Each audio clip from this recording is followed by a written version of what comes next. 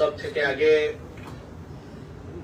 আপনার সবাইকে অনেক অনেক অভিনন্দন জানাই যে আপনাদেরও একটা বড় ভূমিকা ছিল এই পশ্চিম বাংলায় যে লোকতান্ত্রিক সরকার গঠন হয়েছে তার মধ্যে হাওড়া শহরের সাংবাদিকদের একটা প্রমুখ ভূমিকা ছিল।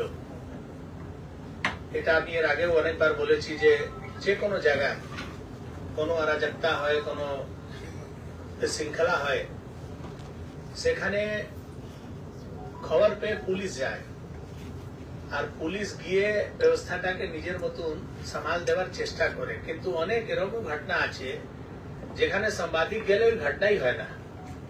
সাংবাদিক গেলে এই ক্যামেরা আছে, তার সামনে যদি আপনি কিছু করবেন সেটা ক্যামেরায় ধরা পড়া যাবে, ধরা পড়ে গেলে আবার পুলিশ আপনাকে ছাড়বে না, কেস হবে আর জেলে যেতে হবে। তো অনেক বড় ভূমিকা আপনারাও পালন করেছেন যাতে পশ্চিম বাংলা একটা লোকতান্ত্রিক সরকার, রাষ্ট্রবাদী লোকতান্ত্রিক সরকার গঠন হয়েছে। আপনারা আমরা সবাই যারা হাওড়ায় বসবাস করি তারা আমরা জানি যে বিগত 8 বছর ধরে হাওড়া মিউনিসিপাল কর্পোরেশনের নির্বাচন হয়নি।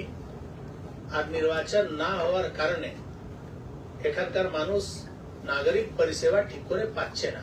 বলতে পারেন যে পুরো নাগরিক পরিষেবাটাই একেবারে ধ্বস্ত হয়ে গেছে। আজকেও আমরা মাননীয় মন্ত্রী অগ্নিমিত্রা পলের সঙ্গে আজকে আমরা মুখোমুখি কার্যক্রমে বসেছিলাম। হাওড়া থেকে 22টা কল এসছে। ওই 22টা কলের মধ্যে 15টা কল ছিল জল জমা নিয়ে, মানে ওয়াটার লগিং হাওড়ার জন্য অভিশাপের মতন হয়ে গেছে। এই ধরনের সমস্যা আসছে, রাস্তা ভাঙা আছে, জল জমা আছে। আমার পাড়া আমার সমাধানে রাস্তা উঁচু করে দিয়েছে, বাড়ির জল বেরোবার জায়গা নেই। অনেক জায়গা বোর্ড লাগিয়ে দিয়েছে, কাজ করেনি, টাকা লুট হয়েছে। এই সমস্ত লোকের অভিযোগ। এর সঙ্গে সঙ্গে একটা যে সব থেকে বড় যে সমস্যা, 2 বছর আগে অল ইন্ডিয়া ক্লিননেস সার্ভে হয়েছিল। সেই সার্ভেতে হাওড়া শহরকে দেশের সব থেকে নোংরা শহরের মধ্যে চিহ্নিত করা হয়েছিল।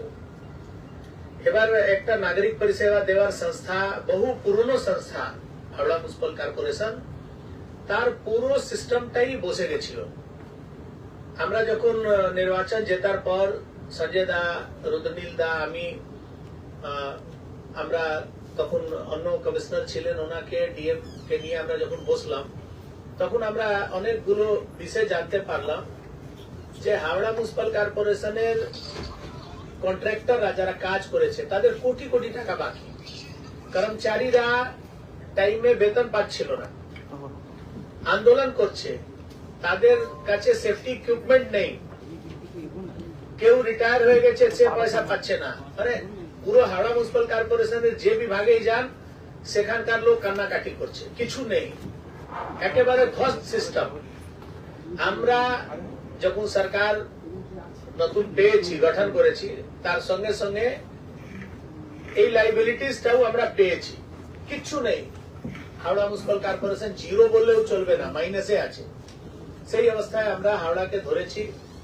আর সেদিন থেকে লাগাতার সঞ্জয় দা আমার থেকে বেশি হাওড়া ড্রেনেজ সিস্টেম নিয়ে, বালি আর হাওড়ার সমস্যা নিয়ে লাগাতার ফিল্ডে থাকছেন। ভোরবেলা থেকে রাস্তায় ঘুরছেন, কোন ড্রেন পরিষ্কার করে দিলে কি হবে। আমরা কেএমডিএ কে ইনভলভ করেছি।